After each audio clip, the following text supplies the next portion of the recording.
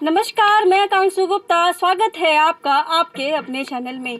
आज हम मौजूद हैं हरियाणा के एक गांव धनोदा में, जहां पर एक लड़की जिसकी उम्मीदें, जिसके सपने इतने बड़े थे कि वो बहुत सारी मुसीबतों को सहने के बाद भी, बहुत सारी मुश्किलों को सहने के बाद भी उसने जो राष्ट्रीय एग्ज़ाम होता है नीट, उसको क्लियर करके दिखाया है। आज हम आपको दिखाएंगे कि ये लड़की कैसे इस घर में रहते हुए, मैं चाहूँगी मेरे कैमरामैन से कि वो एक घर दिखाएं कि आखिर ये घर कैसा है। इस घर में रहते हुए, घर बिल्कुल आप देख रहे होंगे बहुत वीआईपी नहीं है, बिल्कुल नॉर्मल सा घर है। इस घर में रहते हुए 10 बहनें हैं, भाई नहीं हैं, माँ बाप पढ़े लिखे नहीं हैं, लेकिन उसके बाद भी उसने अपनी मेहनत के बदौलत किस तरीके से नीट का एग्ज़ाम क्लियर करके दिखाया है। तो चलिए आज बात करेंगे इसी लड़की से और जानेंगे कि आज आखिर इसकी जो उम्मीदों की, जो ये उमंग की जो कहानी है, वो कितनी मुश्किलों भरी रही और उसने कैसे इतनी कठिनाई वाले जो एग्ज़ाम है, नीट का एग्ज़ाम है, जो अच्छे लोग क्लियर नहीं कर पाते हैं, और उसने कैसे, जिसके बारे में हम अभी बात कर रहे थे कि उसने किस तरीके से इतनी मुश्किलें सहने के बाद भी नीट जैसा एग्ज़ाम, जो कि राष्ट्रीय स्तर का एग्ज़ाम होता है, जो कि हर किसी के बस की बात नहीं होता है, वो एग्ज़ाम क्लियर करके दिखाया है। तो चलिए बात करते हैं सुमिति से। नमस्कार सुमिति। नमस्कार मैम। सबसे पहले ये बताओ कैसा लग रहा है? बहुत अच्छा लग रहा है मैम। बहुत अच्छा लग रहा है। अच्छा एक बात बताओ, मैंने सुना था कि आप 10 बहनें हो। हाँ मैम, 10 बहनें हैं। कैसा रहा आपका ये सफ़र? सफ़र तो मैम अगर कुछ बड़ा पाना तो मैम सफ़र तो आसान होता नहीं है। वही मेरे इस सफ़र में भी बहुत मुश्किल आई, लेकिन उनसे थोड़ा स्ट्रगल में, मतलब मैम उनसे लड़ाई की या फिर कुछ भी ऐसा। रुको मैम, मेरे से नहीं हो रहा। हो जाएगा, नर्वस नहीं हो, हम लोग रीटेक ले लेंगे, ठीक है, जहाँ पे भी। तो स्मिति, कैसा रहा आपका ये सफ़र मैम, जैसे अगर कुछ बड़ा करना तो कठिनाइयाँ तो आती है। अब जैसे घर में भी अगर कोई प्रॉब्लम आई तो अगर मैं उन प्रॉब्लम के बारे में सोचती रहती या फिर ऐसा करती कि भाई ये क्या हो गया, तो यहाँ तक नहीं पहुँच पाती। लेकिन उन्हीं चीज़ को अगर मैंने, मतलब जैसे मैंने मोटिवेशन के रूप में लिया, अगर घर पे इतनी प्रॉब्लम आ रही है तो उनसे निकलना भी ज़रूरी है, और उनसे ऐसे नहीं निकला जाएगा। जब कोई हम में से कोई एक कुछ भी करेगा, बड़ा काम करेगा, तब ये पॉसिबल हो सकता है। तो इसी चीज़ को मैंने अपने मोटिवेशन के तौर पे लिया, और आज जैसे मैम नीट का पेपर क्वालिफाई हो गया। अच्छा, क्या कोचिंग वगैरह ली थी आपने ये नीट के एग्ज़ाम को क्लियर करने के लिए? मतलब किस तरीके से आपने तैयारी की? तैयारी मतलब हमारे दर्शकों को बताइए कि वो किस तरीके से तैयारी करें और वो किस तरीके से, मतलब उनकी तैयारी रहे कि वो इस एग्ज़ाम को क्लियर कर पाएँ। जैसे कि मैं नवोदय से हूँ, और जो हमारा जैसे हिसार में एक विज्ञान धारा नाम से एकेडमी है, वहाँ पे मैंने कोचिंग ली थी, और वहाँ पे कोचिंग मेरी फ्री ऑफ कॉस्ट हुई थी। और जो पीजी का रहने का था वो भी फ्री ऑफ कॉस्ट। जो विज्ञान धारा सेंटर है उन्होंने मेरा वो किया, हेल्प की इसमें कॉस्ट, मतलब पीजी की फीस वगैरह के लिए भी फ्री ऑफ कॉस्ट। हाँ जी मैम। और वहाँ पे लिंक मैम, जैसे जो वो भी एक्स नवोदय ना वहाँ पे, और जैसे नवोदय वालों का कुछ वहाँ पे कॉन्टैक्ट हुआ सर से, टीचर से, वहाँ पे जो नवोदय जो सेंटर वाले हैं। फिर उन्होंने एक टेस्ट लिया, फिर उसमें मैम जैसे नंबर ठीक आ गए तो उन्होंने लगा भाई बच्चे में एकदम है, कुछ कर सकती है। तो उन्होंने मैम फिर वहाँ पे मेरा फ्री ऑफ कॉस्ट एडमिशन करवाया। पूरी 1 साल की फ़ीस फ्री, मतलब फ़ीस फ्री थी मेरी, मतलब फ़ीस नहीं ली। और फिर लास्ट में मैम जो पीजी वगैरह का था वो भी उन्होंने किया। और पढ़ने का तो मैम यही है कि कंटिन्यूटी बहुत ज़रूरी है, और डिसिप्लिन भी बहुत ज़रूरी है। अगर मैं एक दिन तो पूरे 16-17 घंटे मैक्सिमम लगा के चलो, या फिर हाँ, ये क्वेश्चन बहुत ज़्यादा घंटे, कितने घंटे आप ज़्यादातर पढ़ते थे?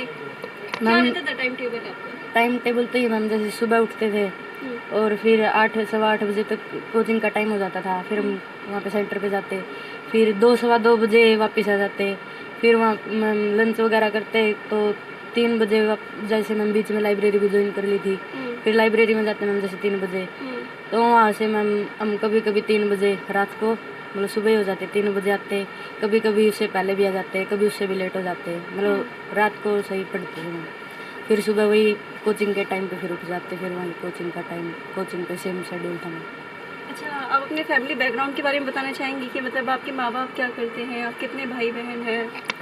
मैम मेरे जो मम्मी पापा है वो मजदूर है, और अभी भी आज भी वो खेत में गए हुए हैं धान लगाने के लिए।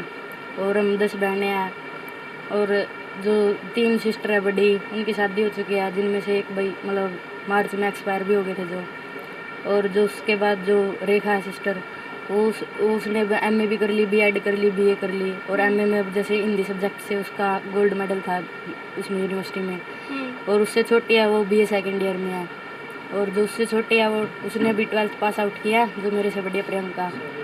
और वो साथ में मैम प्ले मतलब गेम भी करती है, और अब उनके नेशनल के गेम हुए थे दिल्ली वहाँ पे, और उनका मैम 3rd ब्रोंज मेडल आया था। और जो फिर मैं हूँ, फिर मेरे बाद मेरे से छोटे काजल है, अब उसने 10th पास आउट किया मैम, अभी +1 में उसका एडमिशन हुआ है। और उसके 10th में 95.8% थी उसकी, मैथ और साइंस में 99 नंबर थे उसके मैम। और फिर उससे छोटी है वो 9th क्लास में है, और जो सबसे छोटी है दिव्या, वो मैम 6th क्लास में है। मतलब आपके अंदर अगर टैलेंट है, आपके अंदर अगर खूबी है, तो आपकी ये खूबी सामने आ ही जाती है, चाहे वो आप आर्थिक रूप से कितने ही कमज़ोर क्यों ना हो। ये कहानी बताती है इनकी बहनों के बारे में जैसे बता रहे हैं, और जैसे ये है। अच्छा, एक बात बताइए, मैंने अभी कुछ देर पहले सुना था कि आपका जब एग्ज़ाम होने वाला था तो आपके साथ एक बहुत बड़ी अनहोनी हुई थी, उसके बारे में आप बताना चाहेंगे? वो तो मैम अनहोनी कब हो जाए इस चीज़ का तो पता नहीं होता, मेरे को भी नहीं पता था कि ऐसा कुछ हो जाएगा।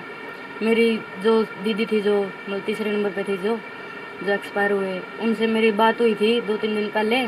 फिर मेरे को मतलब इतना नहीं पता था कि इतना सीरियस हो जाएगा, तो घर वालों ने भी इतना खास ये बताया नहीं कि भाई टेंशन कर लेगी लड़की। फिर उसके बाद मैंने उस टाइम पे हमारी टेस्ट सीरीज चली हुई थी, और दीदी बोल रहे थे कि एक बार आ जा तू मिल ले। फिर मैंने सोचा भाई एक बार टेस्ट दे के फिर शाम को चली जाऊंगी घर पे। फिर उसके बाद फिर भी ये मतलब ये हुआ नहीं, रहने दे टेस्ट तो बाद में भी दे दूंगी। फिर मैंने सुबह ही बोल के सुबह उठते ही 6 बजे मैं हिसार से चल पड़ी थी घर पे आने के लिए, और मैंने घर पे भी नहीं बताया किसी को भाई मैं आ रही हूँ। तो फिर मैंने मतलब बीच में वैसे अब तुम जैसे जहाँ पे बताइए सरप्राइज देने आई थी, वहीं से स्टार्ट हुआ। ठीक, फिर मैंने सोचा कि दीदी को मतलब वो खुश हो जाएंगे देख के। और तब तक मैं घर पे पहुंची तो जैसे उनको इशार लेके जा रहे थे, तो जैसे मैं गली में पहुंची तो मेरे साथ में ही उनकी डेड बॉडी भी आ गई। तो फिर मुझे घर पे आके पता चला कि भाई दीदी अब नहीं रहे। तो उस टाइम पे मैम सभी घर पे सभी सीरियस थे, सभी टूट चुके थे, सब रो रहे थे। और फिर मैम मेरे को भी जैसे मतलब बुरा ही लगा बहुत ज़्यादा, मैं भी रो रही थी। और फिर वैसे ही फिर मैं घर पे भी रही, तो उस टाइम पे थोड़ा डिस्ट्रैक्शन सा भी हो गया, मतलब नहीं पढ़ा जाता इतना सब कुछ हो जाने के बाद घर पे। फिर घर वालों ने भी समझाया कि भाई अब ऐसे नहीं चलेगा, अगर एक दुख से अब सभी ऐसे बैठ जाएंगे तो काम थोड़ी चलेगा। फिर घर वालों ने मोटिवेट किया, फिर मैं वहाँ पे दोबारा गई सर।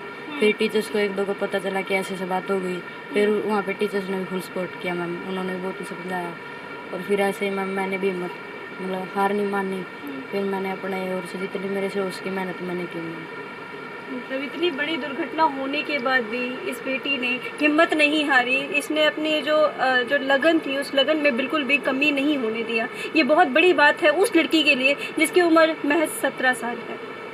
अच्छा, आप एक बात बताइए, आप तो बहुत छोटी हैं, बहुत से लोग ऐसे हैं जिनके पास मौके बहुत होते हैं, अपॉर्चुनिटी बहुत होती है, पैसे बहुत होते हैं, लेकिन उसके बाद भी वो मेहनत नहीं करते हैं। तो उन लोगों को आप क्या कहना चाहोगे कि वो किस तरीके से मेहनत करें, वो क्यों मतलब क्या उनका शेड्यूल रहना चाहिए? ये चीज़ तो है मैम, जिनके पास जो चीज़ होती है उनको कदर नहीं होती, और जिनके पास वो चीज़ है नहीं और वो चाहते कि हमारे पास भी हो, उन लोगों को मिलती नहीं है। अब जिनके पास पैसा है, अगर घर वाले उन पर इन्वेस्ट कर रहे हैं तो उनको घर वालों का भरोसा नहीं तोड़ना चाहिए। अगर घर वाले आप पे विश्वास करते हैं तो आपको भी अगर मतलब घर वालों को विश्वास है भाई मेरा बच्चा ऐसा करेगा, तो उनको वो चीज़ करके दिखानी चाहिए। ये नहीं है कि भाई घर वालों के पैसे बर्बाद करो, ये फिर ऐसा कुछ है। अच्छा, कभी ऐसा हुआ कि नहीं अब मुझसे नहीं होगा, अब मैं नहीं कर सकती, अब मैं हार मान रही हूँ, कभी ऐसा मोमेंट आया था? ये तो होता ही रहता है मैम, लेकिन इस चीज़ में मैम मेरी मोटिवेशन मैम मेरे लिए यही था, अगर मैं हार मान जाऊंगी तो जो मेरे पीछे जितने भी लोग हैं उन सभी की उम्मीदें हार जाएगी। मतलब मेरी एक हार से अगर इतनी उम्मीदें हार जाएंगी तो उसका फ़ायदा क्या है।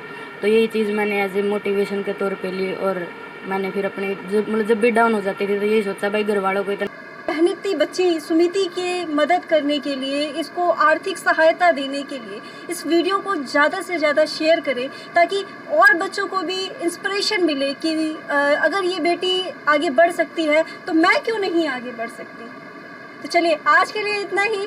तो इस बेटी की मदद के लिए आपसे जो भी बन सके, जो भी आप आर्थिक या फिर जिस भी तरीके से आप सहायता कर सके, तो प्लीज़ ज़रूर करिए, ताकि इस बेटी को देखकर बहुत से लोग सीखें कि हाँ हम भी कर सकते हैं, हाँ हम किसी से भी कम नहीं हैं।